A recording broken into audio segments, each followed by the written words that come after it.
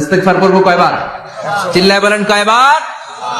আওয়াজ করে সবাই আবার পড়েন আস্তাগফিরুল্লাহ, আর জোরে পড়েন আস্তাগফিরুল্লাহ। এজন্য পাপ হোক, অন্যায় হোক, শয়তানের ওয়াসওয়াসায় পড়ে নামাজ ছেড়ে দিয়েছি, মিথ্যা কথা বলেছি, আব্বা আম্মার সাথে বেয়াদবি করেছি, জুলুম করেছি, মুহূর্তেই চোখের পানি ঝেড়ে 2 রাকাত নামাজ পড়ে তওবা করে ইস্তিগফার করে ক্ষমা চাইবো কার কাছে? চিল্লায় বলেন কার কাছে? এগুলো হচ্ছে মুমিনের হাতিয়ার। এই তাওবা, এই ইস্তিগফার, this is the weapon of believers. এগুলো বিশ্বাসীদের হাতিয়ার।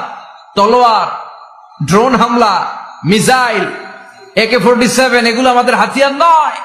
আমাদের আসল হাতিয়ার হচ্ছে তওবা, আমাদের আসল হাতিয়ার হচ্ছে ইস্তিগফার, আমাদের আসল ওয়েপন হচ্ছে জিকির। চিল্লায় বলেন ঠিক কিনা?